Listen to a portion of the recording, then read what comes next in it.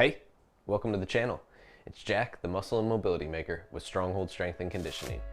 And today, I'm going to be giving you 5 of my favorite exercises to help you beef up your rotator cuff. But before we get into it, make sure you take a moment and hit that subscribe button so that you don't miss out on future content like this. Every Saturday, I'm putting out videos showing you how to resolve aches and pains, prevent injuries, and overall optimize your performance inside the gym and outside of it in your daily life and routine. It doesn't get better than that.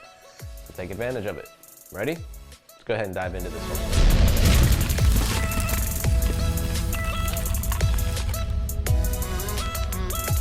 All right, like I said, today I'm going to be giving you 5 of my favorite exercises to help you beef up your rotator cuff and overall make sure that your shoulders are more stable. Now, when we look at the rotator cuff, it's very important to understand that this group of muscles is designed to help, first of all, centrate that ball and socket joint to make sure that it's stable in the joint there, and that stability comes through rotation.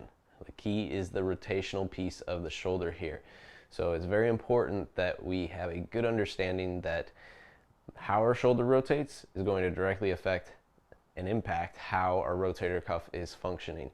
So internal and external rotation are big keys, and then you'll see a lot of that in these exercises we're doing today. Now, it's not your standard exercises like this that you'll see, and I'm not a big believer in those because there's not a lot of functional carryover into your daily life and routine and other exercises and movements that you do. How often are we working like this?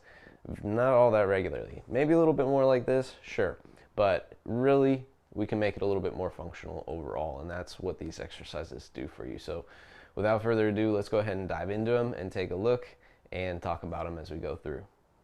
Our first exercise is a hip to overhead reach using a mini band. Here I'm showing it with a pull-up band because I don't have any mini bands, but you use a mini band or pull-up band as shown here.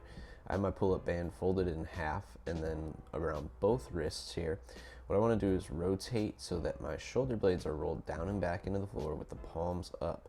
Here we're putting the shoulder in external rotation.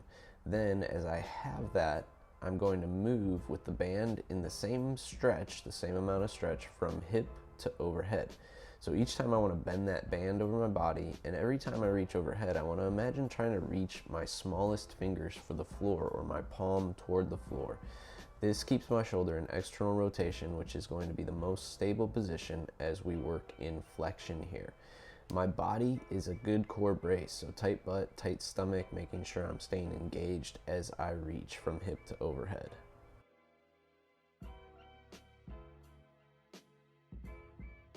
The next exercise is a great way to help set the shoulder in a good position. Here we have a band pulling the arm into a traction position, so we're actually creating space at the joints along the system of the arm. And you want to anchor that band at about hip height and then put it at the back of the wrist and in between the fingers. Once you get into this position, you just want to start by letting the arm get pulled out into a good relaxed stretch. And then from there you can add internal and external rotation to help restore the positioning of the shoulder joint. Now, one thing we want to focus on is a good stable scapula as we're working here. So when that thumb goes down in internal rotation, we want to make sure that the shoulder blade is not rolling up into my ear. My shoulder blade stays anchored on the back. The rotation is simply coming from the ball and socket of my shoulder. Nothing to do with the scapula. Scapula is staying anchored on the upper back. You're going to feel a lot of activation around the scapula with these rotations, but we want to make sure that generally it is staying pretty stable on the upper back close to the spinal column there.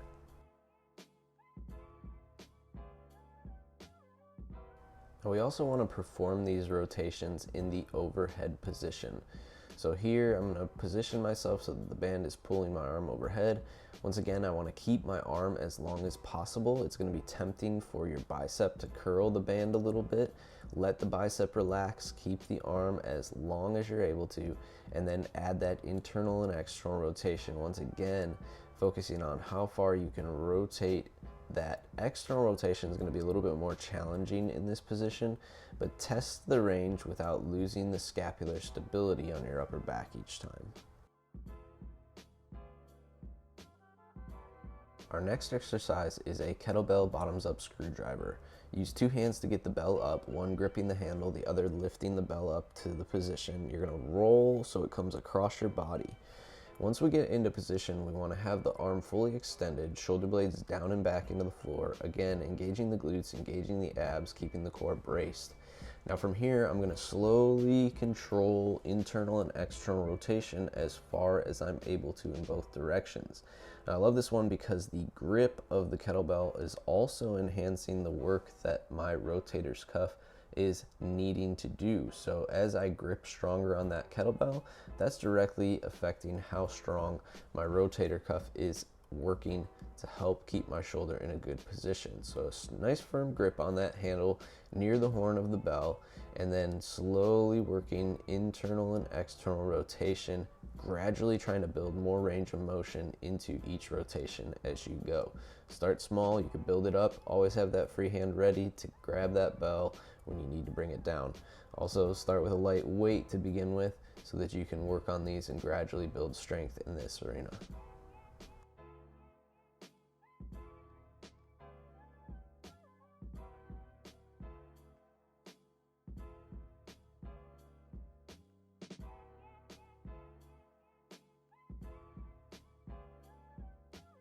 Still using our kettlebell, we're going to do an arm bar position next. This time we're using a standard grip on the bell, so grabbing the bell with a nice neutral wrist.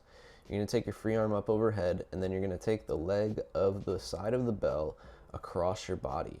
Now, if you're able to, you want to bring your whole pelvis flat to the floor, engaging the glutes to drive those hips strong into the ground and keeping a good anchor from your lower body. If you're not able to get this full rotation yet, what you could start with is a bent knee on the other side. So keep the knee bent, don't worry about straightening out, and just start with that bent knee position. Once we're here, we're going to add that screwdriver back in just as we did in the initial position with the bottoms up hold. So here I want to again rotate internal and external rotation as much as possible in each direction, maintaining stability. The nice thing about this one is that it also is going to improve your thoracic rotation, which is a big key to overall taking load off of your rotator cuff through better spinal movement overall. So that is a big factor at this one right here. It will help with your thoracic rotation, which will overall improve your shoulder health and the stability of your shoulders.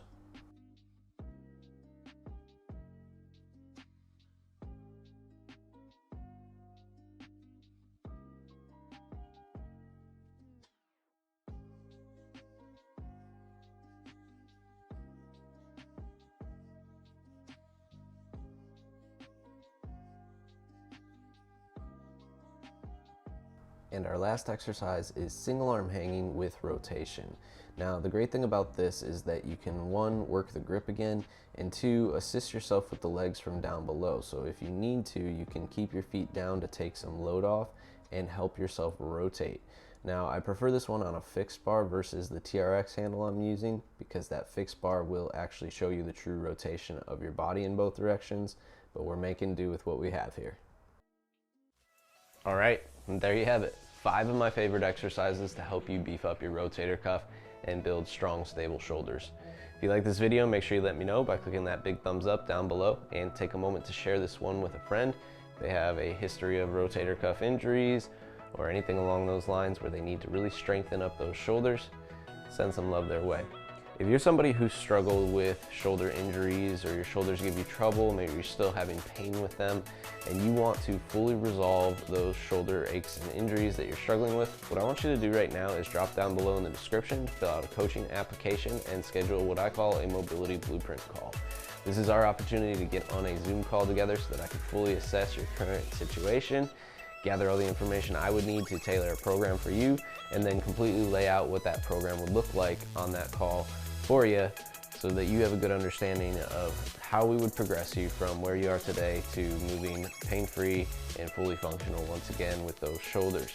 If that sounds good to you, drop down below right now, grab yourself a time, and get that scheduled, filling out those questions. We'll get you moving in the right direction. Last but not least, if you have not already, take a moment to hit that subscribe button so that you don't miss out on future content like this. Every Saturday I'm putting out videos showing how to resolve aches and pains, prevent injuries, and overall optimize your performance inside the gym and outside of it in your daily life and routine, and it doesn't get better than that. Take advantage of it. Welcome to the Stronghold Army. We'll see you next week.